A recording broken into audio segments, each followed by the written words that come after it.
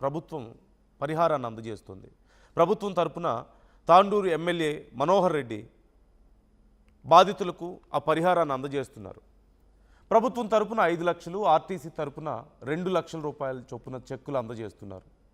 అయితే ముగ్గురు కూతుర్లను కోల్పోయిన తండ్రి ఎల్లయ్య గౌడ్కు 21 లక్షల చెక్కు ఎమ్మెల్యే అందజేశారు. ఈ సందర్భంగా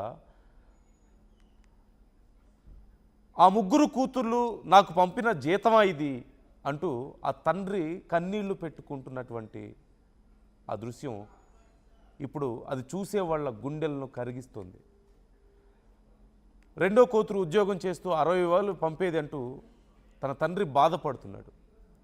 నా కూతుర్లను కోల్పోయాను, ఇప్పుడు వాళ్ళు పంపించే జీతమా ఇది, నేను దీంతో బతకాలా, నా కూతురు లేని బతుకు నాకు ఎందుకు, దేనికోసం బతకాలి నేను అంటూ ఆ తండ్రి కన్నీళ్లు పెట్టుకుంటుంటే చూసేవాళ్ళ హృదయాలు ద్రవిస్తున్నాయి. ఏం చెప్పి ఆ తండ్రిని ఓదార్చాలో అక్కడ ఉన్న వాళ్ళకి అర్థం కావడం లేదు. ఎంత డబ్బు ఇస్తే తమ కూతుర్లకు పరిహారంగా ఉంటుంది, తమ కూతుర్ల ప్రాణాలకు సమానంగా ఉంటుంది అంటూ ఆ తండ్రి అడుగుతుంటే ఏం చెప్పాలో తెలియక, ఆ తండ్రిని ఎలా ఓదార్చాలో తెలియక అక్కడ ఉన్న వాళ్ళందరూ మౌనం పాటించినటువంటి పరిస్థితి కనిపిస్తోంది. కేవలం ఆ ఒక్క తండ్రిదే కాదు ఈ బాధ. ఆ బస్సు ప్రమాదంలో కుటుంబాలను పోగొట్టుకుని కుటుంబ సభ్యులని, కుటుంబాలని రోడ్డున పడ్డటువంటి పరిస్థితి మనం చూస్తూనే ఉన్నాం. వాళ్ళందరిది ఇదే బాధ. ఏం చెప్పగలుగుతారు వాళ్ళకి? ఎన్ని లక్షలు ఇస్తే మాత్రం వాళ్ళకి ఆ నష్టాన్ని పూడ్చగలుగుతారు? ఒక్కసారి ఆ తండ్రి బాధను నేను మీకు చూపిస్తాను. బిడ్డలు బతికితే ఎంత మంచిగా ఉంటుంది.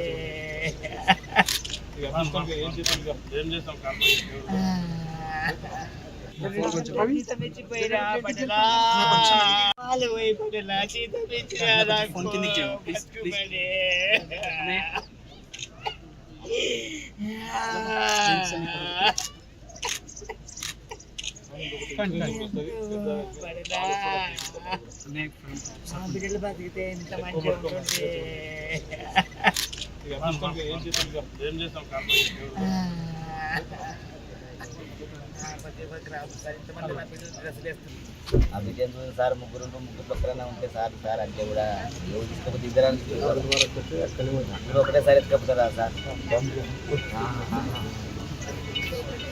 నాకు జరిగి ఇది జీతం కాదు కానీ ఏదో ఆర్థిక నేను ఒక రోజు కాలం దసరా వస్తే కూడా ముప్పై నేర్చుకుంటుంది.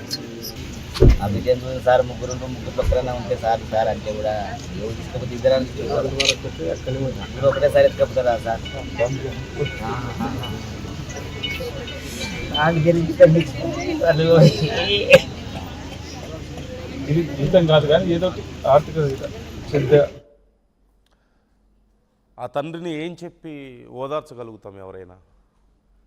4 కూతుర్లు, పెద్ద కూతురికి పెళ్ళైపోయింది, రీసెంట్గానే పెళ్ళయింది. మరొక 3 కూతుర్లు మంచి చదువులు చదువుకున్నారు. ఇప్పటికే ఒక కూతురు ఉద్యోగం చేస్తుంది, ఒక కూతురు MBA చేస్తుంది, మరో కూతురు డిగ్రీ చేస్తుంది.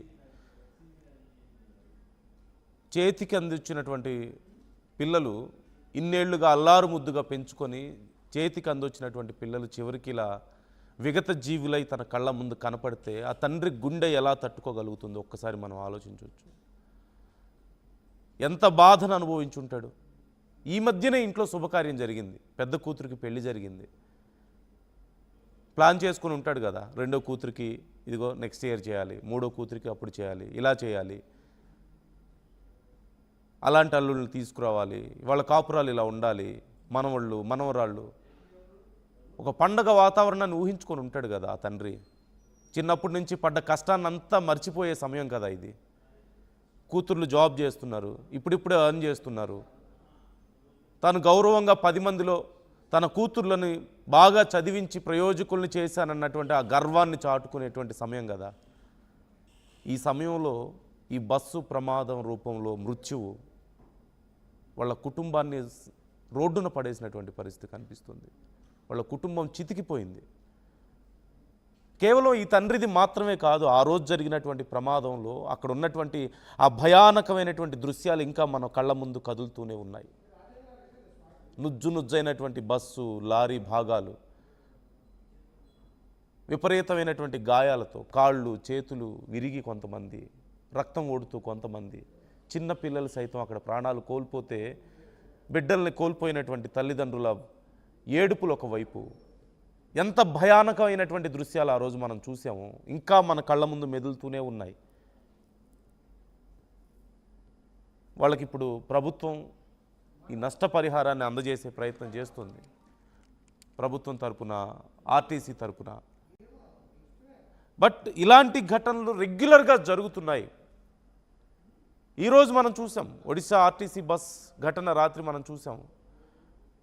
అలాగే చేవెళ్ల ఘటన చూసాం, అంతకుముందు కర్నూలు ఘటన చూసాం. దేశవ్యాప్తంగా ఎన్నో ఘటనలు జరుగుతున్నాయి. బట్ ఈ మధ్య కాలంలో తెలుగు రాష్ట్రాల్లో ఇలాంటి భయానక ఘటనలు రిపీటెడ్గా జరుగుతున్నాయి. దేర్ షుడ్ బి సంథింగ్,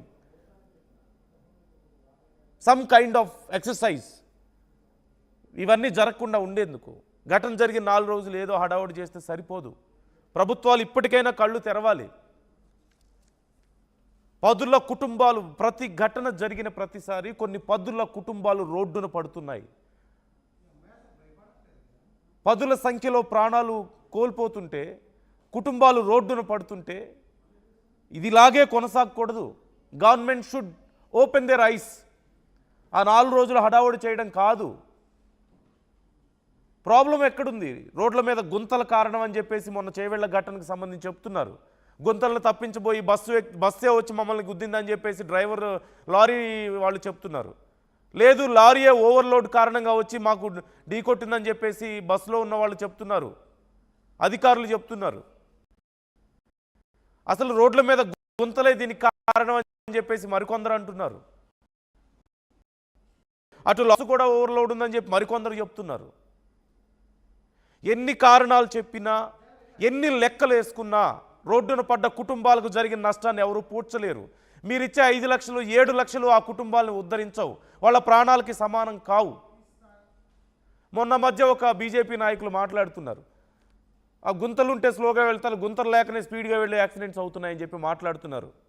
ఒక బీజేపీ నాయకుడు, ఒక ప్రముఖ నాయకుడు. ఏం చెప్పగలం? ఏదో ఒక సివియర్ యాక్షన్ ఉండాలి ప్రభుత్వాల నుంచి. There must be some change. Maybe this is time to change.